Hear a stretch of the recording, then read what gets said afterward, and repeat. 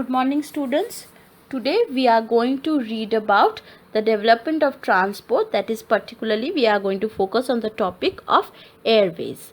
Previously we have read about road transportation, about railway transportation, about water transportation, and today we are going to focus on airways.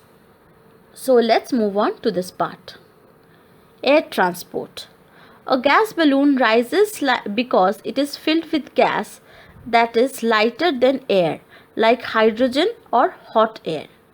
Hot air balloons with a basket for carrying people were the earliest means of flying.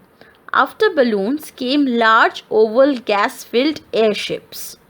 Unlike balloons, airships could be steered, but they were not very safe for passengers as they often broke up or caught fire. Now the only kind of airship that is used is the blimp for advertisement. So you see that there are two main kinds of airships that are being spoken for. Okay, so first we are talking about the gas balloon. You have gone to fairs and you have bought gas balloons, right? They fill in a kind of gas in the balloon and it flies. So in general, if you fill a balloon with the air from your mouth, it does not fly. But these gas balloons, you see, they fill a kind of gas from a cylinder and then they tie the balloon and you hold the string and the balloon flies above. So what are these gases that they are filling? They are either hydrogen gases. Okay, so they are either hydrogen gases or they are hot air. Hydrogen gases or hot air. What happens is these balloons are filled with hydrogen gases which is lighter than air. This hydrogen gas is lighter than air and hence it rises above. And hot air, which is again lighter than the air surrounding it and hence it rises above. Hot air balloons with a basket for carrying people were the earliest means of transport. So you see this picture. You have seen this kind of balloon, okay, in TV or some kind of cartoon. You see that there is a balloon and there is a small basket in the end, and two people can get into this basket and then fly from one place to another. But it is very difficult to fly in these balloons because you cannot control them very easily. After balloons came very large oval gas-filled airships. Okay, see this picture. This picture is the picture of one of the gas-filled airships, the oval gas-filled airships. Unlike balloons, airships could be steered.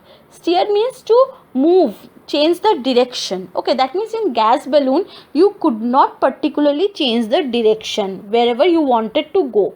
But in these oval gas-filled airships, slowly this process was added, the system was added where you could steer the ship.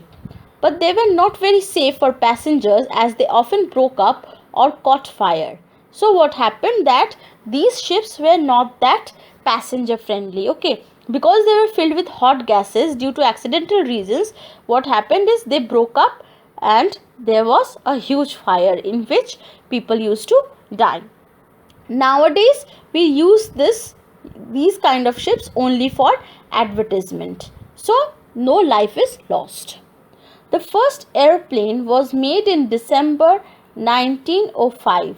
So the first airplane, that the kind of not the exact kind we use today, but a similar model was formed in the year of 1903 in the month of December by two American brothers called Orville and Wilbur Wright. So the Wright brothers, okay, this is very important. These two brothers designed the first aeroplane. It was made of wood and canvas and flew just 120 feet on its first flight.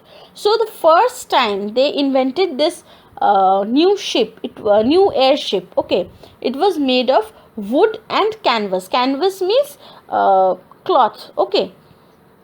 So they used cloth and wood to make this airship and it flew only 120 feet on its first flight.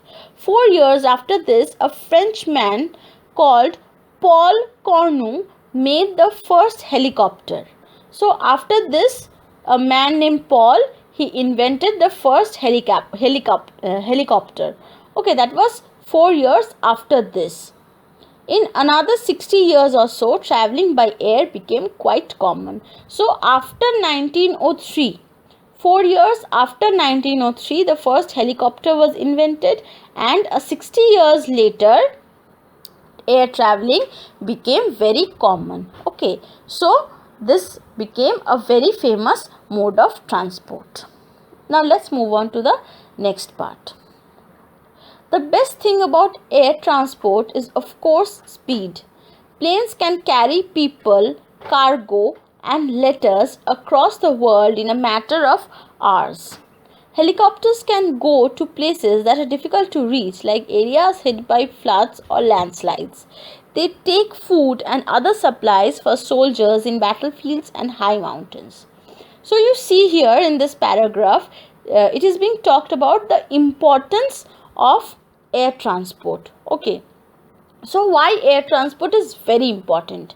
First and foremost, planes can carry people, cargo, and letters across the world in a matter of hours. So you see, if you have to travel from India to America, if you travel by ship, first and foremost, you cannot travel by road or by train. You have to travel by ship. So if you want to travel by ship, you are going to take a lot of time, which if you travel by if you travel by plane, can be covered in just an gapping of a day. Okay, within 24 hours. Helicopters, you see how they are important. You have recently seen that during Amphan, okay, our Prime Minister had visited West Bengal, and he had got up on a helicopter and visited the various places that were affected. So you see, this is very important. Why? Because maybe we cannot reach those parts by road, but if we have an helicopter, we can ride on the helicopter and reach any difficult parts, particularly those hit by a natural disaster like a flood or a landslide. They take food and other supplies for soldiers in battlefields and high mountains. Okay, so the places where it is difficult to reach by road, they reach by the use of helicopters. Air travel in India. Air travel is increasing in India. Almost every large city has an airport. India has a number of airlines that run domestic within the country and international flights. So, when we are talking about air travel, there is particularly two types. One is the domestic and one is the international. What is domestic? Domestic flights are those flights which run within the country. That means if you want to travel from one state to another, maybe you want to go to Delhi from West Bengal. Okay, the plane you take is a domestic flight. And if you want to travel to some other country, maybe you want to visit England, what you are going to do is you are going to get up on an international flight that is going to take you from one country to another. So there are domestic flights and international flights. So this is about air transport. I hope this is very clear. So let's once recap what we have seen. First and foremost, there were gas balloons which were used to travel, but they were not safe because they could not be steered. Then came the oval gas-filled airships, which were again not safe, although they could be steered, but they caught fire very easily and caused deaths. After that, there came the first aeroplane made in December 1903 by the two American brothers called Orville and Wilbur Wright. Then came 4 years later the invention of the helicopter.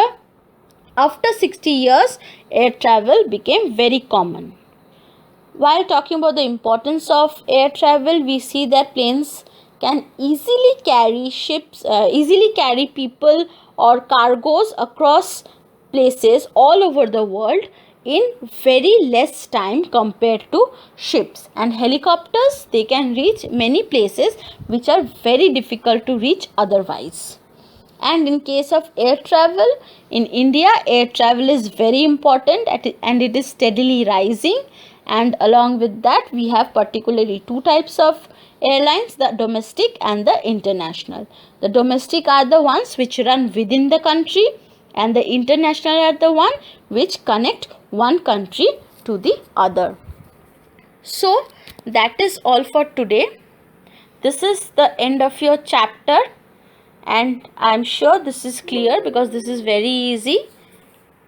So I want all of you to practice. That's all for today. Thank you and bye bye.